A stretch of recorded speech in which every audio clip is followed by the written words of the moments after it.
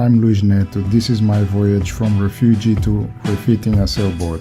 I'm a barber at sea, cutting through the waves. If I can do it, so you can.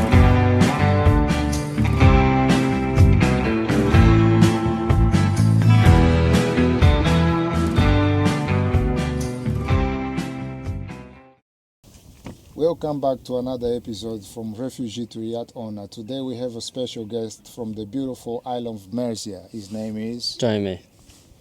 His journey starts at a young age, finding peace and solace on the waves. Despite battling anxiety, let's welcome the guest. Jamie. Nice to meet you. Nice to meet you, Louise. Who has an incredible story to share with us, including preserve a piece of history. Thank you for joining us today, Jamie. Can you tell us a bit of your early days in Mercia and how you were introduced to sailing? So when I was younger, I got into dinghy sailing, and they were called Optimists, and I also sailed a Pico. Unfortunately, I've always wanted to race a 29er, but that was a bit of a dream. Then later on, I found out that my dad had a sailing oyster smack, and I've always wanted to sail on it. So I remember my mum taking me to Rowhedge, and she said to me that your dad's over in Rowhedge, and I said, why is that?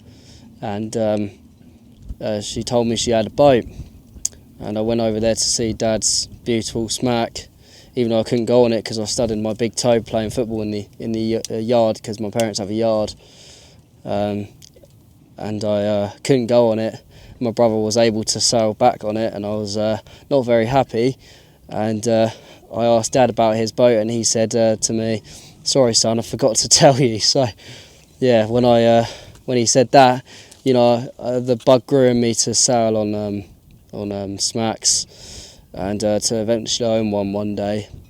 And yeah, and in the Mersey mud berth, I then found Saxonia decaying, and I did all the work to get her watertight, which took me a month. So I started the Saxonia's first race, and she was going to be the first over the start line. I had to take it easy on the old girl because she needed her topsides redone, which we later on achieved. But going back to the race, there was two other smacks coming the other way, probably the most expensive of the fleet, so I tacked her out the way and let them go, you know, through the start line, which they did. And then I eventually caught up with them and thought it'd be best to retire her, and so I did. And then I put her back on the mooring, and that was that really. You know, here and there I've been racing on my dad's smack Gracie, so I've been quite dedicated to that. You mentioned that being on the water help you cope with the anxiety. Can you elaborate how the sailing help you? I felt like the atmosphere with sailing these wooden boats was a nice atmosphere because it felt natural, and I felt like the energy was right, you know, and you know, having people interested in the same sort of thing as me, it just felt like second nature. Mm-hmm. And you know, finishing a race especially, and going to prize giving and talking about the same thing, and you know, the atmosphere felt alive.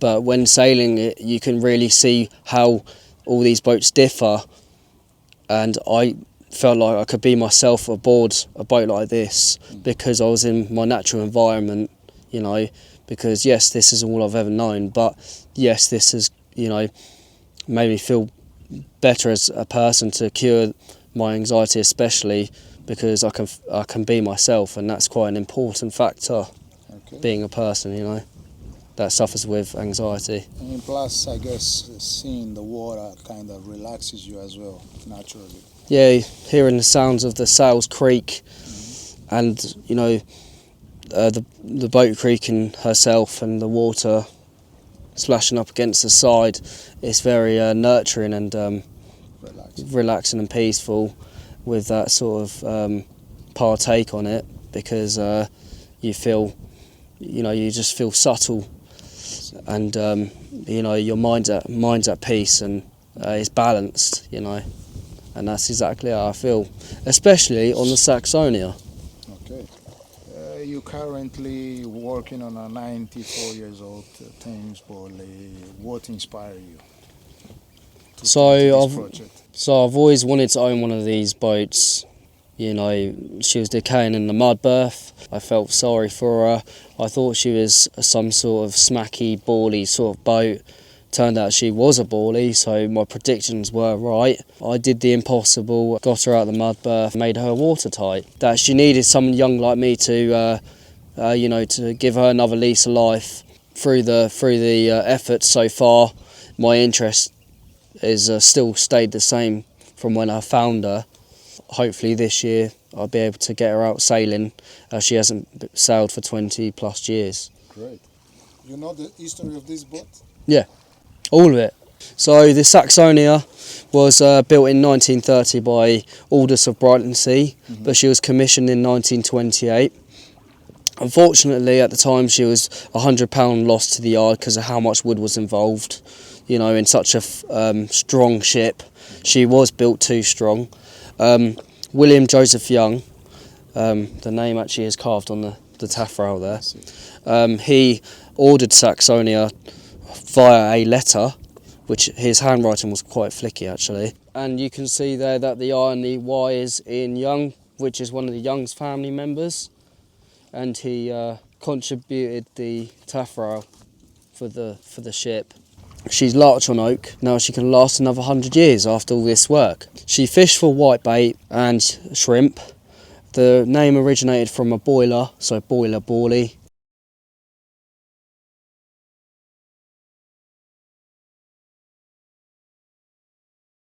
The transom was painted white so that other Bawleys and cocklers, which are smaller than the Bawley, when they docked into Leon Sea or were about to approach the dock, they'd see the reflection off the transom as it was painted white, because white reflects through the ambient light that they use on their boat so that they know that they're there on the mooring.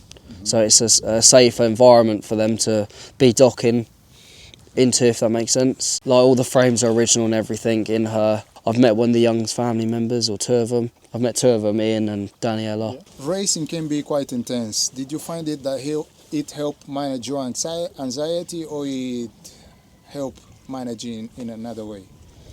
Yeah, it helped it manage it in another way. Sometimes I'd feel anxious, and other times I'd feel happy. I feel at peace that, you know, I'm enjoying the fun of getting the boat out there and, you know, racing it and seeing how the boat gets on, as well as others like her. And it's unique and it shows off their character. Restoring such a type of vessel comes with this challenge. What are the most difficult parts and the easy part or rewarding parts for you? Because this is a massive vessel. Yeah, I think getting her restored was the biggest achievement. You know, coming from a boat that looked very sorry for herself and was decaying in the mud berth to a boat that just needed literally the topsides replaced, and now she's ready to be sailed. You know, it's unreal. And having her out on the hard yesterday and painting the bottom, she looked very, very smart from ashore there. And a lot of people were complimenting the boat at the pub. Very happy to see me that I finished it, and I was very pleased with my work at the end of it all. I feel that that relief that my work is being paid off, and it certainly has. In addition to restoring this vessel, I also understand that you're trying to find support to found or to buy this boat from the current owner. Why is this important to you, and how can you tell us a little bit more about it?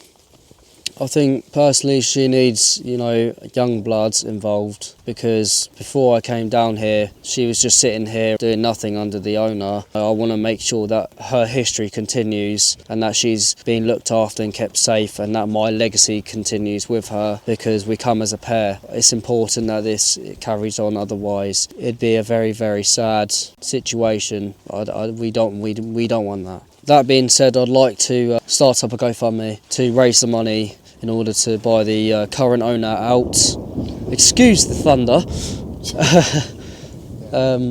Looks like the rain is coming. God's angry. Once I've raised the money, I'd then buy out the boat, take people who suffer from anxiety, depression, autism on the boat, get them to have a look around and stuff, and I'd also get her out racing and to these events around the East Coast, and hopefully continue the sponsorship that I managed to get them involved, which was a hard process. The sponsorship is still active, so I'd like to continue that. How can our viewers and the community help us? I think the supporters can help by sharing the simple link, you know, and getting the word about, because this boat needs you, you know, especially with all of its history involved and its proper British background, and British, you're right. Look into your history as a young sailor with anxiety to where you are now, restoring this historic boat. How do you feel you grow up as a person? I felt like it's made me a stronger individual, mentally, physically and emotionally, and you know, it's kept my anxiety out the window, and I feel like, you know, I'm at peace, and I don't have anything to worry about, and I just feel at home, really. Which advice would you give to someone facing similar challenges like you, similar problems, anxiety, depression? Don't let it get in the way. Think outside the box. If it's something you're really passionate about, just go all hands out for it and take that opportunity. If anything bad happens, take it like a pinch of salt. Okay. And keep your head up and keep battling it out, and you'll get there eventually, and victory will be yours. And be positive. Exactly.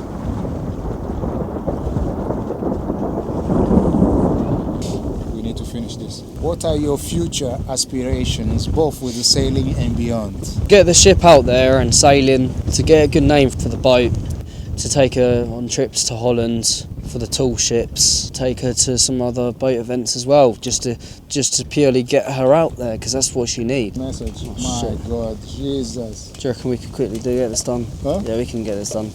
No, we need to go in. Go down the folk. Going. You're better off going in there. Yeah? Okay, go in there then. Quick, because we need to take this stuff inside of the wreck. Put this bag here. Yeah, put that in. Here. I'm just going to chuck this, all this over here. So I need to put the cover over.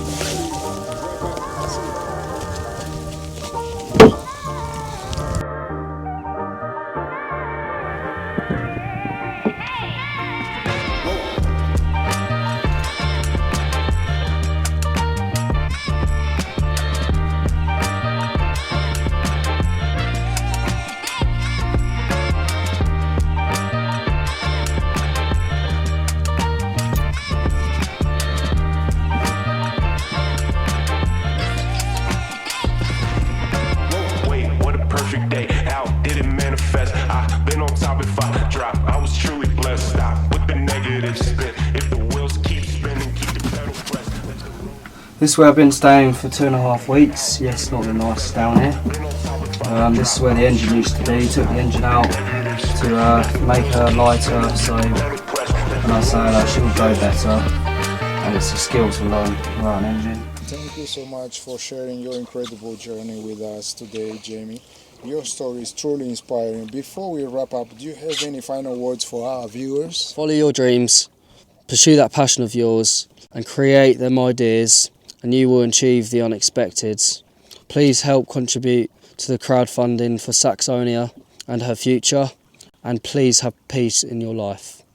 Thank you. Thank you guys. Thanks for watching. If you like, please share, comment, subscribe. Help Jimmy achieve his goal. Thank you. And share the link if you can. See you in the next episode. Fair winds. Bye bye. Bye.